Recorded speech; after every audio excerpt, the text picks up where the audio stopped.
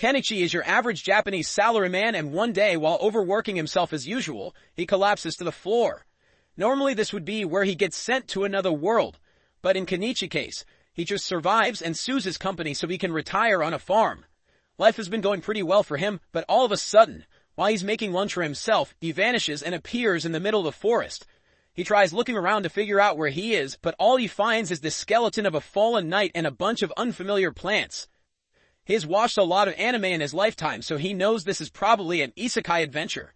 To confirm it, he yells out status window to see if something happens.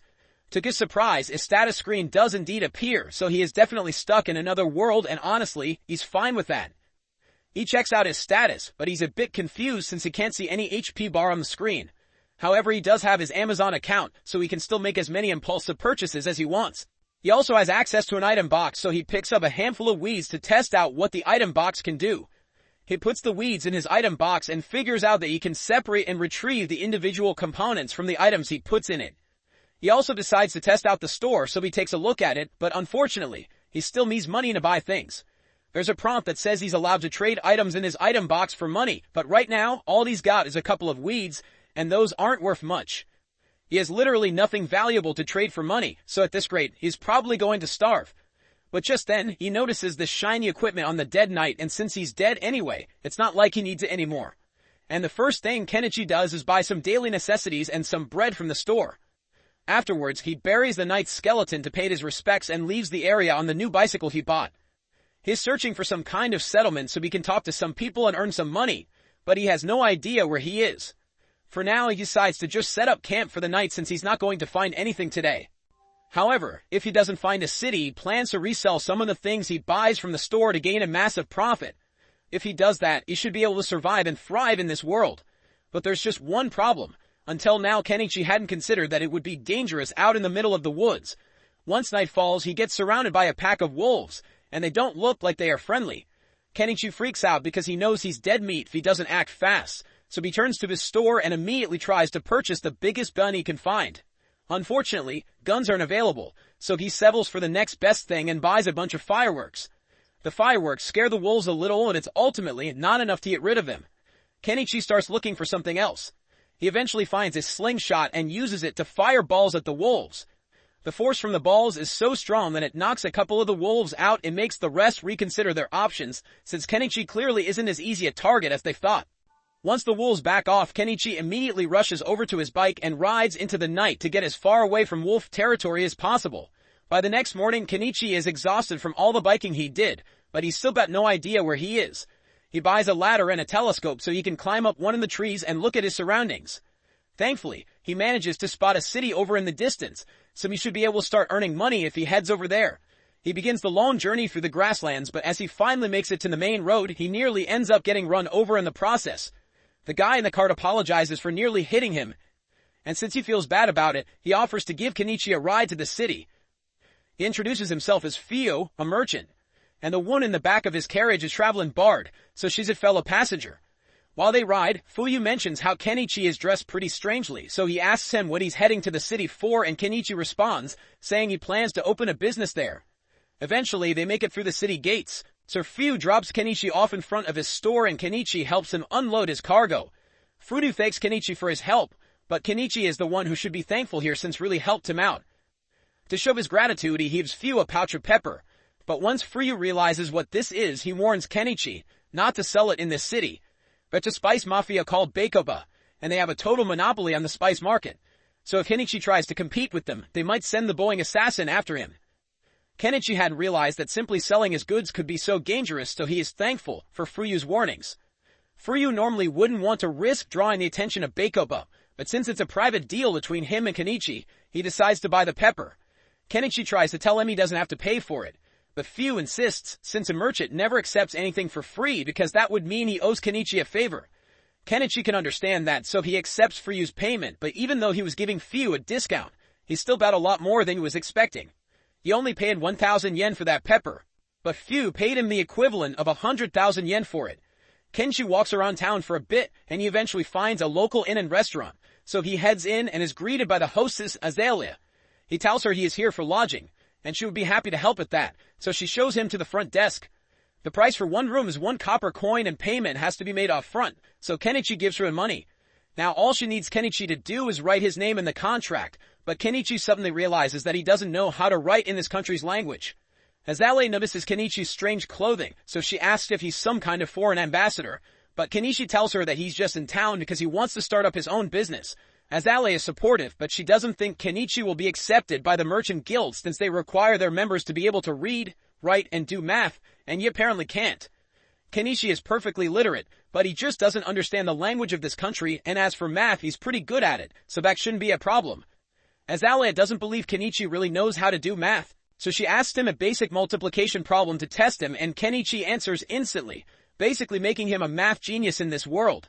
Moving on, Azalea helps him write his name down on the contract, and since Kenichi needs to learn to read and write, he asks her if she would be willing to teach him this country's language. He offers to give her some candy in exchange for the language lessons, and as she hears candy, she's totally on board. It's basically impossible to get sweets in the kingdom of Cadence as only nobles ever get to buy things like this. In fact, if the nobles found out that she has such wonderful sweets, they would probably try to take them away from her, but she refuses to let that happen. After Azalea calms down from her sugar rush, she begins teaching Kenichi about this world's language, and it's pretty easy for him to understand since it's similar to the katakana of Japanese. The numbers also follow the same decimal system, so it's not long before Kenichi is able to read and write perfectly. Azalea is amazed that he was able to learn the language in just a few hours, and if he can do that, then he's definitely smart enough to make a good name for himself as a merchant. So she's starting to consider him as a good marriage partner. Kenichi thinks Azalea is joking since he is old enough to be her father, so he doesn't take her statement seriously. He finishes the portraits he had been drawing of her, and when Azalea sees it, she's overjoyed because it looks exactly like her, and normally only nobles get to have their portrait taken. Kenichi has given her delicious candy and drawn a portrait for her, so she can't let him go without giving him something in return, which is why she jumps on top of him, and that night, Kenichi makes it clap. The next morning, Kenichi arrives at the merchant guild and meets with one of the representatives because he wants to register with them. The representative gives him some paperwork to fill out, and once he's done with that, all he has to do is pay the registration fee, and you will officially be a member of the merchant guild. The registration fee is 1 silver, but that's like 50,000 yen, so he can't afford to pay it all at once and asks to pay it in installments instead. Thankfully, the guild allows partial payments, so Kenichi is now an official member of the merchants guild. The receptionist hands him an ID stick and tells him to have it visible whenever he is conducting business because it serves as proof that he is part of the merchant guild. Now that he is registered, Kenichi decides to take a walk around the market to figure out how much things cost around here, and overall, all manufactured goods are way more expensive than they would be if he bought them from his store. The only things that are reasonably priced are foods, so while Kenichi is there, he buys a bag of fruit from a vendor. The next day, Kenichi is working on creating a stand so he can sell his goods out in town, and Azalea is impressed by how easy it was for him to make it. While Kenichi is putting up a couple of flyers, Azalea notices that he's using clothespins, and she's really interested in these since their design is really cool. The clothespins that exist in this world are made of wood and a rubber band, but they break so easily that they are practically useless. She asks Kenichi if he's selling these as well, but Kenichi hadn't even considered the fact that something as simple as clothespins could be so valuable. Later that day, Kenichi heads out into the market for his first day as a merchant and finds a good spot next to an old lady. He asks her if she's fine with him setting up his stall here, and she has no problem with it, so Kenichi pulls his stall out of his item box. Anama is impressed by Kenichi's selection of goods, so she looks around for a bit and spots the clothespin he is selling. She really likes them, so she offers to buy a couple, and Kenichi is surprised since he didn't think she would want to support her competition. Anama points out that there's no rule saying she can't buy from him, and besides, she doesn't plan on having some sort of rivalry with him anyway. As the day goes on, Kenichi's stall begins attracting customers, so his goods are being sold fast. Specifically, the clothespins have become quite popular for their reliability, so Kenichi could probably make a living off selling those alone. However, he knows other people will eventually create similar clothespins, so he can't rely on them forever. Just then, a man comes over to Kenichi's stall, and from the fact that he has a sword on his hip and really nice clothes, Kenichi can tell that the guy must be a noble. The man says he wants to have a look at Kenichi's knife, so Kenichi lets him test it out. After the man is satisfied with the sharpest tests, he asks for the price. Kenichi tells him the knife costs 2 silver, and that's pretty expensive, but the man can understand why since this knife is excellently made. He would love to buy it, but he needs a blade that's slightly longer, so Kenichi checks his shop to see if there's anything bigger available, and eventually, he manages to find a katana. The man absolutely loves the katana, but Kenichi tells him the price is 1 gold coin, and that's really expensive, so the man isn't sure if he should buy it or not. While Kenichi watches the man try to convince himself that the sword is a necessary expense, the cat girl starts sniffing his face and licks him. This is the first time Kenichi has ever seen any beast folk, so he's a little scared at first, but he soon calms down and asks them what they would like to buy. They tell them they want the cloth that he is using to cover his stall, and those originally weren't meant to be sold. But Kenichi is a businessman, so if they want the cloths, that he will sell them the cloth. He tells them one cloth costs 3 copper pieces, but since they want to buy 3, he will give them a discount and only charge 8 copper instead. That's a good deal for them, but the beast folk are really bad at math, so they don't understand what Kenichi said at all and assume he's trying to scam them. The nobleman tells the beast folk that Kenichi is telling them the truth, so they don't need to worry about being scammed, so they take his word for it and buy the cloths. The man also decides to buy the sword since it is incredibly well made, so by the end of the day, Kenichi made a really good profit. Meanwhile, elsewhere in the city, a maid who bought Kenichi's clothespins shows them to her master Primula. Margaret asks Primula if they can use these in the mansion since they would make her work a lot easier, and Primula thinks that's a good idea, so she tells Margaret to go buy some more tomorrow. Better yet, she wants to sell these clothespins at her own company since this is a goldmine of opportunity, so she runs off to ask her father for permission. That evening, Kenichi is taking a bath by the well, and he really wishes he could have a warm bath. But those haven't been invented yet, so he's going to have to make one himself. He looks through the store to see if there's anything he could use to make the hot bath, and he happens to find a barrel for sale, so he intends to fill it with water and put it over a fire so he can experience a hot bath again. And if his idea works out, then he might be able to make some profit from it. That aside, Kenichi has been benefiting a lot from his online store Scream, but he has no idea how it actually works, or how the packages even get to him in the first place. To be honest, it's way too good to be true, so Kenichi worries it might steal his soul as compensation at some point, but for now, there's no use worrying about it, so he decides to go to sleep. Meanwhile, out in the forest, there's a little girl named Anemone, and she's currently on the run. The next day, as Kenichi is setting up his store, he decides to update his inventory a little so he puts some jewelry up for sale. These aren't valuable gems by any means, but they look pretty, so he should be able to make a decent profit off them. Just then, the maid from yesterday, Margaret, shows up and says she is here to buy some more clothespins from Kenichi. He asks her how many she wants to buy, and he's surprised to hear that she wants 100, but she has the money for it, so he finalizes the sale. While he's packing up the pins for her, Margaret notices some of the jewels he set out and asks if they are made of real diamonds. Kenichi tells her the jewels are all made from polished glass, but even so, they look really nice, so Margaret asks him to set one aside so she can come back and buy it later.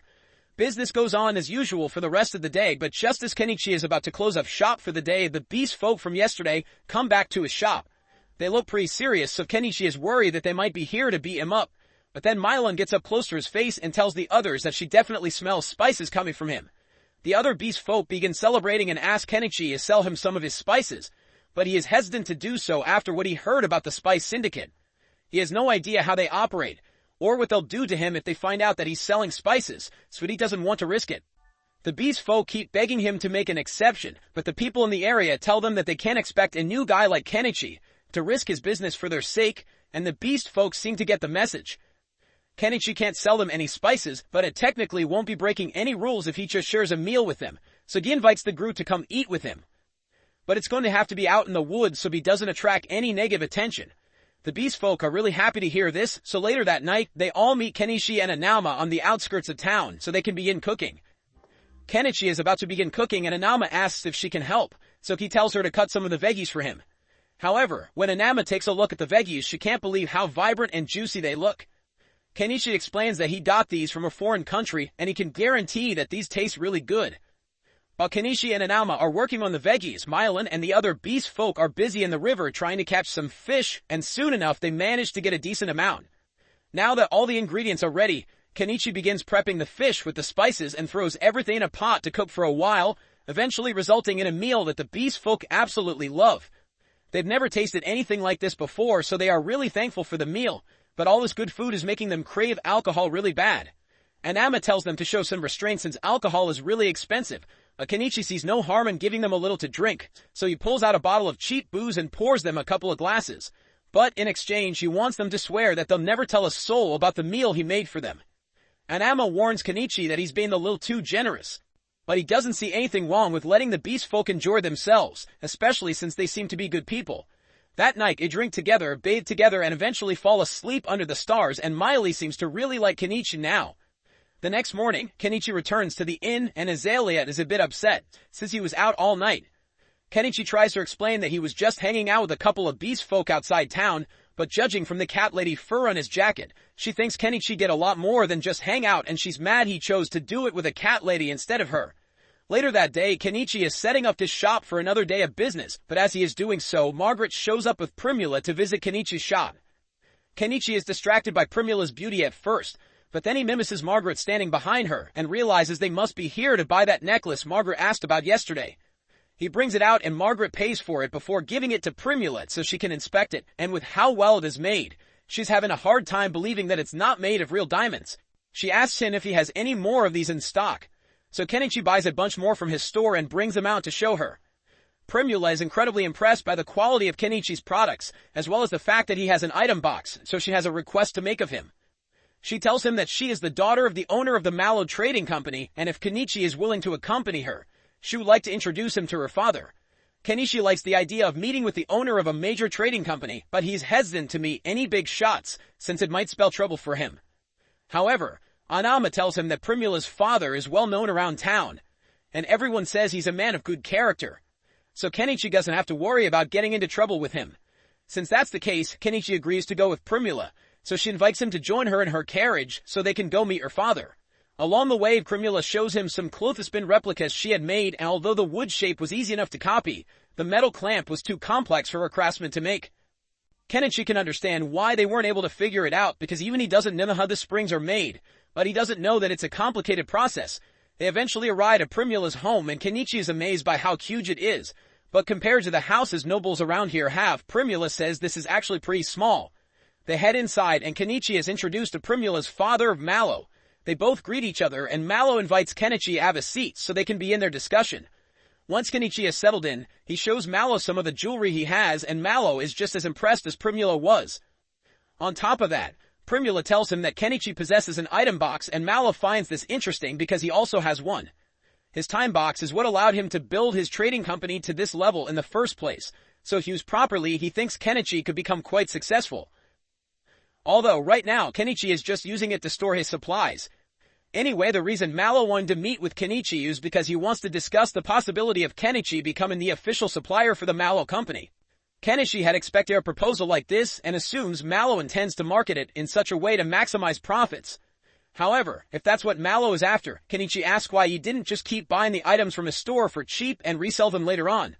Mallow definitely could have done that, but that's a sneaky business tactic, and if Kenichi ever found out they were reselling his goods without permission, he wouldn't be very happy about it. Also, having a direct conversation with Kenichi like this gives Mallow an edge over his competitors who would eventually approach him as well. With that being said, Mallows would like to begin their partnership negotiations and offers to pay Kenichi 50% of the retail price for his goods. Kenichi could haggle for a better deal. He's honestly okay with this since he's already making a ridiculous amount of profit from his online store, so he accepts Mallow's offer, and the two shake hands on it. He officially signs the supply contract, and the first few items he supplies Mallow with earn him over 1,000,000 yen worth of coins. However, when Primula sees all the beautiful jewels Kenichi has in stock, she falls in love with them and asks her father if she can just buy these ones from Kenichi for herself. Mallow sees no problem with that, so Primula offers to pay him 10 gold coins for them, which is equivalent to 2,000,000 yen. So for the first time since he got here, Kenichi has an 8-figure bank balance. Since he's doing so well for himself, he decides to finally begin setting things up for his quiet life and buys a home from his store. The next day, he leaves the city walls and heads out into the forest to look for a good place to set up his home. Before he left, he told Azalea about his plan so she wouldn't be worried, but she thought it was a bit strange that Kenichi was willingly choosing to live out in the dangerous forest instead of staying in the city. Once he finally finds a good spot, Kenichi purchases a weed whacker and begins landscaping the area, but he runs into a problem since even though other things from his store are pretty cheap, fuel is always expensive, no matter what world you live in. There's nothing he can do about it though, so he deals with the high costs and keeps working until he has eventually cleared a path for himself to get in and out of the forest. After that, he needs to start working on getting rid of all these trees, so he buys a chainsaw and starts cutting.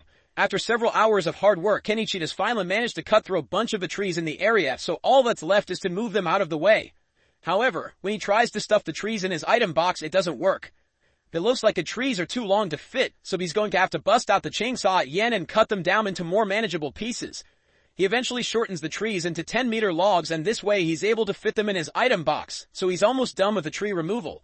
The only thing left to do is pull out all the tree stumps. That's going to be a lot of work, and the sun is already setting, so he decides to come back and finish up tomorrow. The next day, Kenichi returns to the forest to finish the work, but after digging at the stump for a while, he realizes that this is way too much work for a middle-aged man like him. So rather than destroy his back over this, he decides to just buy a backhoe. However, once he actually sees it, he realizes he just spent 1.2 million yen on heavy machinery because he didn't want to do manual labor. He's kind of regretting that, but at the same time, this means you won't have to work as hard, so maybe it was a worthwhile investment. He starts up the engine, but then he realizes that this thing runs on diesel, and his store doesn't sell diesel at all. He starts panicking since it would be a huge waste if he couldn't use the backhoe after he spent so much money on it. He thinks for a second and realizes he could probably make his own diesel if he mixes kerosene and some additives, but when he's about to try it out, he realizes he could destroy the backhoe's engine if he gets the proportions of the mixture wrong. So just to be safe, he decides to test out his mixture on a diesel generator first.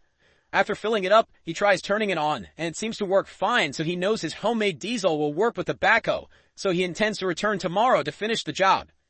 In the meantime, he needs to do something about all the bugs out here, so the next day, he decides to head to a local magic shop to buy some bug-repellent magic stones.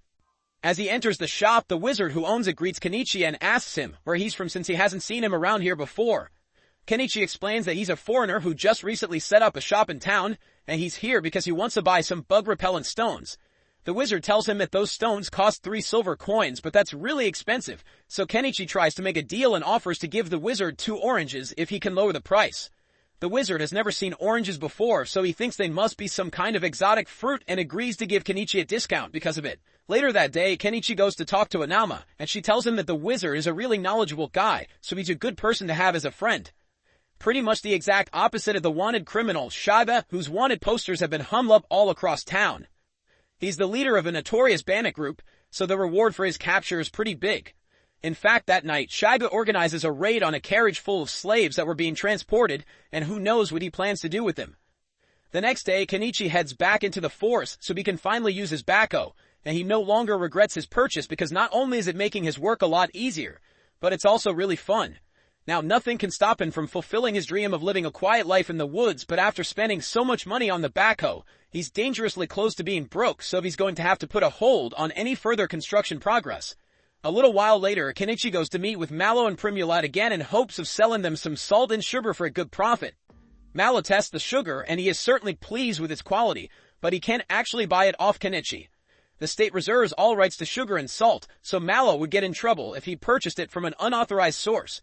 However, on the bright side, those jewels Kenichi sold him before are selling like crazy, so Mallow would like to purchase more of those immediately. The extra jewels Kenichi just sold earned him 15 gold coins, which is roughly 3 million yen, so now he has enough money to finally purchase that log cabin he found in his store. He honestly still can't believe that there's a whole cabin for sale in his store and for only 1.7 million yen too. It almost sounds too good to be true, but Kenichi isn't going to miss out on the deal, so he buys the log cabin. Unfortunately, the cabin must have been sourced from IKEA, because when he purchases it, he is buried in a pile of wood planks and some instructions that he doesn't know how to follow. He takes a moment to read over the instructions manually, and just as he had feared, assembling this thing is going to be a major pain in the ass to do. But he's already paid for it, so he has no choice but to get it over with. As Kenichi begins building, the beast folk from earlier happen to be passing by, and as a show of gratitude, they decide to help Kenichi out with his construction. Several weeks go by, and thanks to the beast folks' help, Kenichi has been able to make steady progress on his log cabin while also keeping his stall open. And in just under a month of work, the construction of the cabin is finally out complete. He couldn't have gotten all this done in such a short time without the help of the beast folk, so to thank them, he organized a nice barbecue party. However, even though the cabin is finally complete, there are still a ton of things that Kenichi has to do on his own, like painting the walls and the roof and generating electricity. It took another month to get all these necessities worked out, but once everything has finally been taken care of, Kenichi's home is completely self-sufficient. He made a fence around his house and farm. And as for electricity, he set up a couple of solar panels. Now that he has finally finished setting up his dream home, the first thing Kenichi does to celebrate is to take a nice warm bath. Although, he still needs to figure out how to get indoor plumbing since he got to make several bike trips to fill up this bath. The next morning, Kenichi heads back to the inn to tell Azalea that he's finally done with his forest cabin, so he won't be staying at this inn anymore. Azalea is a bit surprised, since she didn't think Kenichi was serious when he said he wanted to build a house out in the forest. But she's also happy that he could achieve one of his goals, even if it means she won't get to see him as often anymore. The day after that, Kenichi wakes up in his cabin, and since the weather is so wonderful, he decides to go out and take some photos of the local flowers. However, his little joyride is cut short when he nearly gets shot by an arrow. Kenichi is so surprised that he falls off his bike, but more arrows are fired at him, so he ducks for cover behind a tree. The ones firing the arrows are seen to be some new beast folk that happens to live in the forest, and in their defense they were out here hunting, so they instinctively attacked him. But even after realizing that Kenichi is the human who built a house in this forest, they don't care and decide to kill him anyway. Kenichi has no idea why these beast folk are attacking him, but he's not going to sit back and let them do as they please, so he reaches into his inventory and pulls out his slingshot to return fire. The beast folk get a little spooked since they weren't expecting the weak human to fight back, and they start reevaluating their choices once Kenichi throws fireworks at them and pulls out his excavator. The beast folk have no intention of waiting around to see what that thing can do, so they all run away, and Kenichi is left wondering what that was all about. But just then, he notices a wounded animal crying out in pain at the base of the tree. It has been shot in the leg and probably won't last much longer unless Kenichi does something quickly. He approaches the cat, but the cat doesn't trust him, so it snarls as he gets close. Kenichi doesn't want to get bitten, so he spends a little money buying some cushion armor in case the cat tries to bite him. But as he goes to remove the arrow, the cat hardly fights back, so it must be out of stamina. This makes it a lot easier to treat the cat's wounds, so he buys a bottle of alcohol to disinfect the wound, and then applies some antibiotic cream. The cat's wounds have been taken care of, but there's still no guarantee that it'll survive out in the open like this, so Kenichi decides to take it back to his house. He sets up a blanket for the cat to rest on, but it still hasn't moved a muscle since he treated it, so he's starting to worry. He hasn't seen any vets since he came to this town, but there might be some kind of healing magic he can use, so he goes to ask the wizard about it. The wizard listens to Kenichi's story and realizes he must have found a bobcat, but he doesn't understand why Kenichi would want to bother healing it since he could easily kill it and sell its fur for a good profit. The wizard isn't going to be of much help, so Kenichi heads back outside, and as he does so, Miley happens to be passing by, so she jumps on him and starts sniffing around. She smells the scent of a bobcat on him, and her people see bobcats as messengers of God, so she's really excited and wants to see it for herself. She follows Kenichi back to his house, and as soon as she sees the bobcat, she can already tell that its injury was caused by the dog beast folk, so she swears to make them pay. In the meantime, the bobcat seems to be doing a bit better, but it keeps trying to lick its wound, so Kenichi is forced to stick a comb on its head. Miley is impressed by how capable Kenichi is when it comes to healthcare, so she asks him if he's a doctor, but he says he just knows a bit of first aid. Miley wants to thank Kenichi for saving the bobcat, so she goes outside and does a little quick hunting to get Kenichi some bird meat, and once she brings her catch back, Kenichi grows it for their dinner. After eating, Miley is exhausted, so she asks Kenichi to let her stay here for the night. Kenichi asks her if it's alright for her to just ditch her work and spend the night here, but she's more worried about the bobcat than she's about work right now. Kenichi agrees to let her stay the night, but he only has one bed, so Miley suggests that the two of them sleep together, and Miley ends up on top of Kenichi later that night. Several days later, the cat seems to be doing a lot better, so Kenichi decides to start working on his farm, but even though he can buy the seedlings and tools for his farm, he still has to think about his water situation because having to run down to the river every time he wants to water his crops would be a major pain to deal with. The first thing that comes to mind is for him to construct a well with a pump, but that will have to be a job for tomorrow because he's too tired to do it today. He goes to bed, and the next morning, he wakes up to the feeling of the bobcat jumping on his stomach. As much as that hurt, he's happy to see that the bobcat is so full of energy, so he takes off his cone and releases it back into the wild to live its life.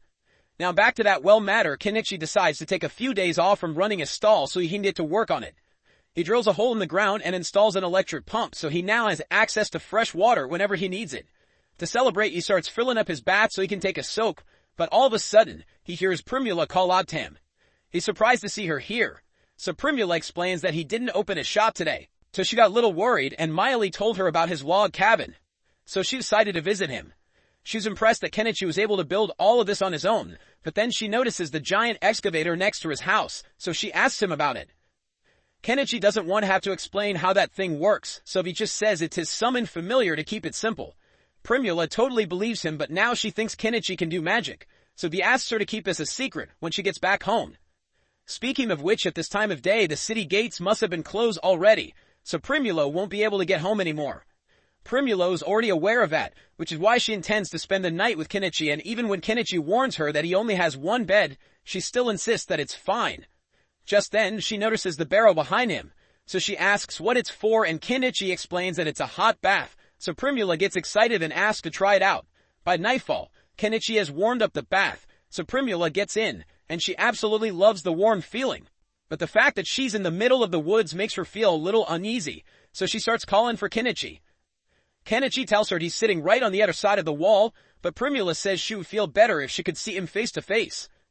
After she's done with her bath, Kenichi gives her a bathrobe to change into, and she's in love with how warm it feels, so she asks Kenichi if he can sell it to her. Kenichi tells her it's not for sale, but she keeps pleading with him, so he ends up agreeing to sell her a couple of bathrobes. Kenichi then gives her a nightgown to change into for bed, and Primula can hardly believe the variety of wonderful products Kenichi has on hand, so she's sure he will become the greatest merchant in the kingdom if he tried. However, Kenichi isn't interested in such a goal, since it would cause a lot of trouble for him if he caught the attention of the nobles in the area. All he wants is to live a quiet life and earn enough money to be comfortable, so Primula promises him that she will do whatever she can to help him maintain his quiet life. A little while later they go to bed, but Kenichi doesn't want a repeat of what happened with Miley, so he decided to just buy a second bed for Primula for the night to avoid any funny business. Meanwhile, over in the outlaws' camp, Shaga seems to have received a job from someone really important, so this could spell trouble in the future. The next morning, Kenichi takes Primula back home, and while he's there, he decides to talk with Mallow about those bathrobes Primula asked about. Mallow is intrigued by the strange fabric, so he thinks it will sell really well, and since they are on the topic, Kenichi decides to bring up the possibility of selling something a little more spicy. Primula certainly seems interested, but Mallow shuts that idea down immediately. Just then, Margaret comes into the room to bring Mallow the ledgers he had requested, and since Kenichi seems a bit curious, Mallow explains that he is in the process of rewriting all the old ledgers because the Empire has just come up with a brilliant new system for tracking sales called double entry bookkeeping. Kenichi is taken aback since the double entry system was common back in Japan. This also leads him to recall something Mallow had said about the Empire's influence spreading faster, thanks to the new inventions of a particular man. In fact, Mallow was just about to go test one of the latest inventions from that man, and to Kenichi's surprise, it was a pitcher pump.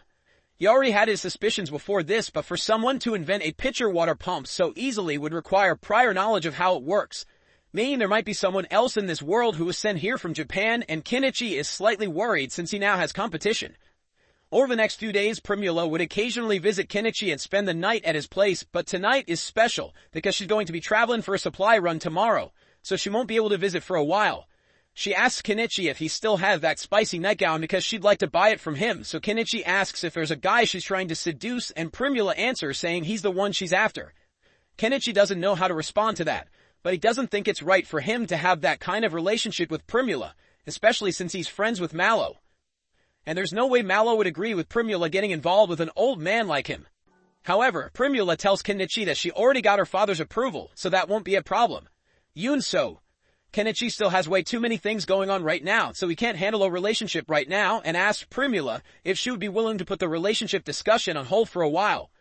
Primula understands, but she said she would like to share the same bed as Kenichi at least once before she leaves, even if it's just to sleep next to him. The next morning, Kenichi gets an unexpected visit from a knight, and it turns out to be the guy he sold a sword to last time. His name is Norseball, and he was sent out here to investigate because there have been reports of a strange old man living in the woods, but since he already knows Kenichi, he can report back that nothing sinister is going on here. But before he leaves, he tells Kenichi about some interesting news he heard recently. There's a mage in the Empire who created this wonderful condiment called mayonnaise, and he somehow defeated a dragon with it.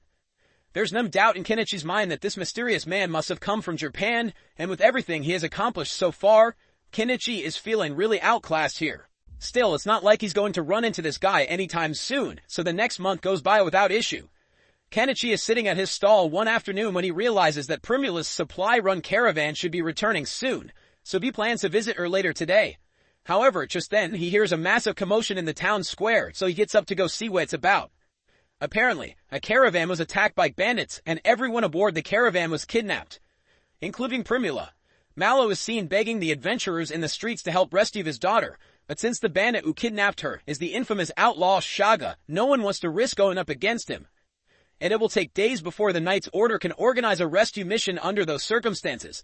Meanwhile, Primula gets locked up in a cage by Shaga and his goons. She is still unharmed for now, but that's just because Shaga plans to sell her off as some sick nobles for extra money, and her chances of escaping on her own are practically zero. Mallow knows it's only a matter of time before Primula faces a terrible fate, so he's really desperate to save her and turns to Kenichi to beg for help. Now, Kenichi is in no way capable of fighting, but he cares about Primula a lot, so he ends up agreeing to do something about the situation. However, he doesn't have enough funds on hand to pull it off, so he tells Mallow he's going to need some money to make his preparation. Without hesitation, Mallow hands over a bag of gold coins, as he's willing to give Kenichi every coin he owns as long as he can bring Primula back safe and sound. He tells Kenichi that Shaga's base of operations is in the ruins 50 kilometers west of Dahlia, and that's quite the distance, so Kenichi is going to have to get himself a ride. He looks through the cars available in his store and ultimately decides to buy a truck, but before he does, he warns everyone that he's about to use summoning magic, so they should all back away. He then does a silly little chant to trick everyone into thinking this is actually summoning magic, and once his truck appears, he climbs on top and asks if there's anyone willing to come fight with him. Shaga has a massive bounty on his head, so if they manage to take him down, there's going to be a huge reward for everyone involved. However, as enticing as that sounds, no one takes Kenichi up on his offer since Shaga is too much of a threat. Kenichi is starting to worry that he might have to do this by himself, but then the bobcat he rescued last month comes up to him, and even though he can't speak cat, he can tell that the bobcat is saying it wants to help. Speaking of cats, Miley and the other beast folk also want to help Kenichi, since they still owe him a favor for all the help he gave them. Kenichi is glad to see that he has people on his side, so to prepare them for battle, he buys a compound bow for Miele and an axe and some swords for Miley's brothers. Just then, he hears someone else say they want to help, so he looks down and finds Norseball standing there. Kenichi feels a lot more reassured, knowing that an experienced knight will be coming with them, but he is a little curious as to why Norseball just happened to be walking through town in his full suit of armor. Norseball explains that he just got his new sword made with the steel Kenichi gave him, so he has been looking for an opportunity to use it all day, and slaying some bandits would be the perfect excuse. There's one more person who says they want to come along, but it turns out to be the magic shop owner, so Kenichi tries to tell him it's too dangerous for an old-timer like him.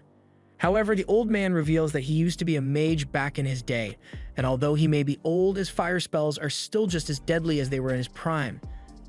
Kenichi agrees that the man would be useful in combat, so he lets him come along, but then Anama says she wants to come too.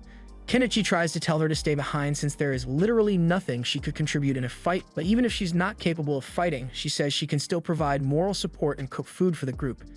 She also promises to run away the second any fighting starts, so Kenichi won't have to worry about protecting her. He ends up agreeing to bring Anama along for moral support, but he draws the line when Mallow says he wants to come too, so he tells him to just stay here and wait for Primula's safe return. Kenichi once again asks if there's anyone else who is willing to come with them, but all the remaining people are too scared of fighting Shaga, so they all back away, and the crowd disappears. It looks like the 9 of them are going to have to do this on their own, so before they leave, Kenichi heads to the guild and registers himself as an adventurer, while also formally putting in a notice that he's going after Shaga's bounty. The group then sets out in Kenichi's truck, but as they leave the city, all the people who are too scared to fight begin mocking him because they think Kenichi is just going to run off with the money Mallow gave him. Meanwhile, in the ruins, Primula's cell is opened, so the girl Shaga captured as a slave can bring her some food. However, Primula notices that the girl is starving, so she offers to let her have the bread instead. The girl is grateful for Primula's kindness and begins eating right away. And while she eats, Primula asks her a couple of questions. She finds out that the girl is being held captive here as well, so she asks if she wants to escape with her. The girl would love to get out of here, but she doesn't think it's possible given their current circumstances. However, Primula is sure that it's only a matter of time before help comes for them. After getting close to the base, Kenichi and the others stop to take a break. Once they are done eating, Kenichi sits everyone down so they can begin their strategy meeting. Kenichi comes up with a basic plan of assault, and everyone thinks his plan is a good one, so they all get into position and Miley is sent out to do some recon. Kenichi is able to keep in touch with her by using some radios he bought, but to keep it simple, when Miley asks about the radio, he just tells her it's a magic device that allows them to talk over long distances. Now that Miley is in position to act as their scout, Kenichi and the others all climb into the truck so they can get going, and Anama is left behind for her own safety. Since there's no guarantee that they'll be able to win, Kenichi asks Anama to go contact the Adventurers Guild if they don't return within a day's time. Late into the night, Kenichi asks Miley for a status update on the bandits, and from what she can see, it looks like the bandits are having a party. In fact, most of the bandits are actually drunk right now, so this is the perfect chance for them to attack. Before they go in, one of the beast folk gets Kenichi's attention and hands him a walnut. Kenichi asks what this is supposed to be, so the beast man explains that it's a pill to help take Kenichi's mind off the fact that he's going to have to kill people. Apparently, that was good enough for Kenichi, so he takes a bite of the pill, and he is instantly sent on the most intense trip of his life. Kenichi hardly knows what's going on anymore, but he remembers he has a mission to do, so he gets behind the wheel and starts driving like a maniac through the forest. Over in the bandits' camp, all the bandits are still busy having a good time. All of a sudden, as two of them spot the truck approaching, they are shot in the head by Miley. Next up, they have to get through the castle gate, so the old man climbs on top of the truck's roof and casts an explosion spell to blow a hole straight through. By this point, the entire bandit camp has been put on high alert. But it's already too late as Kenichi and the others have made it inside. Since the bandits were drinking so much before this, they are all drunk and have no armor on, so Miley and her brothers are able to make quick work of the first few that get within striking range. Norseball then gets out of the truck and he's really excited to stain his new sword with the blood of his enemies. Kenichi is so impressed by Norseball's strength that he gets distracted and a bandit tries to use the opportunity to stab him in the back. But luckily, the Bobcat steps in to save him just in time. More bandits begin emerging from the ruins, so Kenichi decides to pull out the big guns and summons his backhoe to squish them. The beast folk keep doing their best to take out as many bandits as possible, and Norseball is over here flexing his superiority over the bandits. While Kenichi is tormenting the bandits with his backhoe, he accidentally tears a hole in one of the walls and finds a ton of the bandits' prisoners inside. He checks to see if Primula is in there with them, but to his horror, it looks like Shaba had anticipated their rescue mission because he is holding Primula hostage at the top of the tower. Primula is relieved that Kenichi actually came to rescue her, but Shaba is mortified because all his men have been wiped out. He assumed that a party would be sent to rescue Primula eventually, but he never could have imagined that they would be this strong. However, even with the current situation, Shaba still thinks he has the upper hand, so he demands that Kenichi and the other all drop their weapons immediately if they don't want him to stab her right here. They all freeze in place since they don't want Primula to get hurt, but Kenichi has no intention of letting Shaba escape. So while Shaba isn't looking, he buys a laser pointer and tells Miley to fire a shot at Shaba when he gives the signal. Miley gets the message, so Kenichi moves the laser pointer up to Shaga's eye to blind him, and the second he lets go of Primula due to the pain, Miley fires a shot straight into Shaga's shoulder. Kenichi runs up the stairs to get Primula to safety, but Shaba has regained his vision and is getting ready to attack the two of them. Luckily, before he could do anything, the slave girl uses some kind of magic to knock him down the stairs, and once he hits the ground, he is perfectly lined up for Miley to give him a headshot. With that, the group is victorious and Primula is finally safe, so the first thing they do is send Nyanji back to tell Onama of the good news. Next, Kenichi stores his vehicles away and buys some clothes for all the prisoners they rescued, and while they are all cleaning themselves up, he notices the little girl and asks Primula to wash her. And while she's at it, he gives her a pair of scissors to cut her hair. Primula takes one look at the scissors and immediately asks Kenichi if he can sell her some more of these since it would be a really popular item. But then the other women remind her that she's naked, so she backs away in embarrassment. After everyone gets dressed, Kenichi goes to talk to the little girl and introduces himself to her. She tells him that her name is Anemone, and she has an important letter to hand over.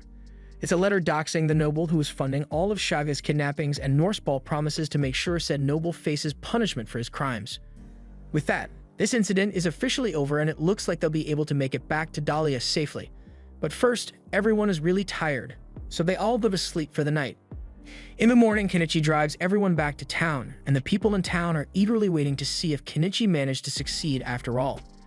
As his truck pulls up to town square, Primula gets out and runs into her father's arms because she's glad to see him again. But while they are having their reunion, Mallow notices that the dress Primula is wearing is of really good quality, so she proudly tells him that Kenichi is the one who gave it to her, and they both have the same idea. Speaking of Kenichi, Mallow still hasn't properly thanked him, so he goes up to Kenichi and tells him he is truly grateful for his help getting Primula back. While he's here, Mallow also asks Kenichi if he managed to recover all the goods from Shaba and his crew, so Kenichi tells Mallow that he put all the loot in his item box. But the loot here isn't what you're expecting, as what Kenichi has in his item box is a bunch of severed heads. Back in the ruins, before Kenichi and the others returned to town, the beast folk told him that he would need to take the heads off all the bandits. Shaga and his crew are pretty infamous, so there's a massive bounty on their heads, but to claim it, Kenichi is going to have to present Shaga's head as proof that he's dead. But all those heads will start smelling pretty bad soon, so it would be much better if Kenichi could store them in his item box. This is definitely one of the more disturbing things Kenichi has had to do, but he has no choice, so he starts loading the heads into his item box. While he's at it, he also collects all the stuff the bandits had stolen, including a bag full of 100 gold coins and a bunch of valuable items. He also ended up bringing all the women that were held prisoner by Shaga, but he's not sure what to do with them. Before they came back to Dahlia, he asked them if they wanted him to take them back to their villages, and some of them say they want to be taken home, but for others, when they were captured, Shaga burnt their homes and killed all their family, so they don't really have a home to return to anymore. Kenichi understood their situation, so he invited all of them to come back to Dahlia with him, since they have a better chance at restarting their lives there, and the ladies all seem thrilled by the idea. Kenichi then turned to Anemone and asked her if she knows her hometown. She tells him that her village is called Oru, but that's quite far from here, like 800 kilometers kind of far, so it'd be a long journey to take her back, but Kenichi is willing to make it happen if she wants to go home. However, Anemone has no intention of returning to that village because she was sold into slavery by her own people. In that case, Kenichi asks her if she would like to come with him to Dahlia, and Anemone excitedly agrees. Kenichi then spends a while driving the women to their various destinations, and once that's done, he heads to the guild with the others to claim the bounty. The guild receptionist freaks out upon seeing a separate head placed in front of her, but there are 50 more where that came from, so Kenichi begins pulling them out of his storage. The guild staff have a lot of work ahead of them because they need to inspect each and every head, and while they do that, Kenichi stands off to the side to take a break. The wizard comes up to Kenichi and tells him that with his strange summoning magic and incredibly large item box, if the nobles ever find out about him, then his life is going to get really troublesome. But that's just even more reason for Kenichi to try and keep a low profile. Speaking of nobles, Norseball walks up to Kenichi and tells him he's going to go meet with the local lord Asclepius to inform him of the corrupt nobles that were secretly backing Shaga's crime operation, so he's going to be leaving now. Later that night, the guild finally finishes tallying up the reward. It came out to 861 gold coins total, so Kenichi wanted to split it evenly among everyone. However, Anama tells him she doesn't deserve a share since she didn't do anything during the mission. Her life was never in danger, so she doesn't think it would be right for her to get a reward. However, she was hoping Kenichi would do her a small favor. She wants him to let her take care of Anemone as her own because she reminds her of her daughter. Kenichi has no objections to her request since he is sure Anama will take good care of Anemone, so he leaves her to it and goes out into town. Now, I'm sure Anama had good intentions when offering to take care of Anemone, but literally a few minutes later, she loses the child. Meanwhile, Kenichi heads to Azale's inn to spend the night since it's too late for him to start heading back out into the forest. He puts out some food for the bobcat to eat and thanks it for protecting him while they were out on their mission. He then heads inside, and as soon as Azale spots him, she gets really excited because it has been a long time since she last saw him. Azalea heard a rumor about Kenichi taking down a ton of bandits, so she asks him if it's true, but Kenichi denies it because he doesn't want to draw too much attention to himself. That aside, she asks him if he remembers the promise he made to make her his lover once his business becomes successful, but Kenichi says he made no such promise, and more importantly, he wants to know if she has any rooms available for him to stay in. So she tells him his usual room is still available. Kenichi heads upstairs and falls asleep because he's so exhausted, but later on in the night, a certain someone sneaks into his room and he can feel her under the covers. He already knows what Azalea wants, but he says he is way too tired for that much activity right now. Even so, Azalea persists since she doesn't get to see Kenichi often, so she gets on top of him and they are about to begin, but then the two notice a child watching them. That pretty much killed the mood, so in the end, Azalea went back to her room and Anemone ended up spending the night in Kenichi's room. Kenichi figured that Anama would be really worried about Anemone, so he went to her shop to see if she was there, but he couldn't find her, so he decided to just finish up the rest of his errands for the day. He still has a lot of loot from Shaga's camp, so first, he heads to the weapons store to sell the swords and shields he got. He then sold the rest of the valuables to Malo's company for 35 gold and took the furniture to the old man's shop for 22 gold. Since the loot is going to be shared evenly, they all end up getting 12 gold from it. And now that that's done, Kenichi thinks it's finally time to head back to his house. Once they arrive, Anemone is amazed by how pretty the place looks, but to her surprise, she finds Anama waiting inside. Anama had been worried sick about Anemone, but she figured Kenichi would find her eventually and bring her to his house, so waited here for her. However, Anemone says she wants to live with Kenichi instead of Anama.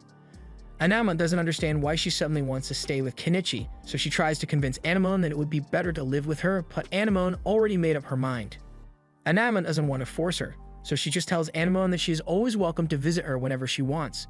Anemone then heads back to town, and Kenichi turns to return home with Anemone. While walking back, Kenichi asks Anemone why she wants to live with him in the first place, but there's no deep philosophical reason. Kenichi just gave her really tasty food, so she likes him more. And then the two take a bath together and get into bed. This new situation is going to take some getting used to, but then again, it wouldn't be strange for him to have a daughter at Anemone's age. Kenichi eventually falls asleep, but as he rests, several cloaked men begin observing his house. Luckily, the suspicious people don't do anything for now, so life goes on as it normally would for Kenichi. 2 weeks go by, and thanks to Norseball's contributions to the battle against Shaga, he was granted the title of Baron, given some land, and rumor has it that he's currently looking for a wife. And in other news, Kenichi showed Mallow and Primula a design for a bicycle a while back, but they laughed in his face because they thought it looked too dumb to be profitable. However, they later came to their senses and realized how good bicycles really are. They apologized to Kenichi for laughing at him earlier, and even offered to pay him 5 gold coins for the idea. Now bicycles are fairly common in the country, and Kenichi is glad that his idea made such an impact, but he is still feeling a bit uneasy because he can't shake the feeling that someone is watching him. He ignores the feeling for now and heads to the guild so he can receive the final payout for the reward, and once he's got his money, he gives everyone their share, and even though Anama said she didn't want to cut, he still gives her a little money.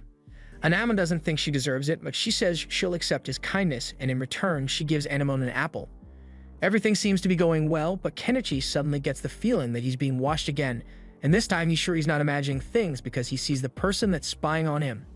This could be bad, so he takes Anemone's hand and tries to get out of the area, but he soon realizes he is being followed by more cloaked people. He gets backed into a corner, so his only option is to run into the alleyway to get away. However, at the end of the alley, he finds himself blocked in by a carriage. The cloaked men catch up to him and say their boss wants to meet him alive, so if he cooperates with them, they won't have to hurt him. Kenichi doesn't have much of a choice here, so he pretends to comply with their orders. But just before they load him into the carriage, he pulls out some firecrackers from his inventory and throws them at the cloaked men and in the carriage. This provides enough of a distraction for him and Anemone to crawl under the carriage. And now that he has created some distance, he pulls out a crossbow and points it at the men. He threatens to shoot them if they don't leave him alone, and since the kidnappers don't have any long-range weapons of their own, they are forced to flee. Kenichi is relieved that he managed to get away, and a few moments later, Mallow shows up in his carriage because he heard the commotion. He offers to give Kenichi and Anemone a ride, and while riding together, Kenichi tells him all about what happened. He believes this must have been the work of a noble that is part of the anti-monarchy faction, and he suggests that Kenichi go to meet with the local lord Asclepius so he can get some protection. Kenichi agrees that it may be a good idea, but he doesn't want to risk it since Asclepius might ask him to start paying taxes, and he hates taxes, so he decides it might be better to just leave this city altogether. After returning home, Mallow tells Primula about Kenichi's decision to leave town, and Primula is upset because they haven't even gotten to properly thank Kenichi for everything he did for them. The bicycles were such a popular item that the local lord granted them a family name because of it, and as such, they owe Kenichi a great debt, so they can't let him leave until that debt has been repaid. That is why Primula has decided that she will leave town with him and spend as much time with Kenichi as possible. She already tried to gain his affection once before, and he rejected her. But when she was kidnapped, Kenichi didn't think twice about risking his life to save her, so Primula is sure that he must care about her deeply. And if that's true, then he will definitely wait to see her before leaving town. Well, it looks like Kenichi didn't care about her as much as she thought because he's gone, along with his entire house. Meanwhile, Kenichi is riding on his new motorcycle, and I guess he must be confident in his riding skills because he bought a helmet for Anemone, and not for himself. While riding, he ends up coming across a familiar face, so he pulls up next to Fuyu and greets him. It has been a while since he last saw Fuyu, so the two stop to chat a little, and Fuyu learns that Kenichi became a merchant after all. He also finds out that Kenichi was the one behind the bicycle invention. He now has a daughter, and is currently traveling, but he is curious about where they are heading. Kenichi explains that he and his new family are going on a journey, although he doesn't know where they are going exactly. Fuyu wishes them good luck on their journey, so Kenichi and the others get back on the bike and continue riding off into the distance. This was the end of episode 5. Subscribe to not miss the next part.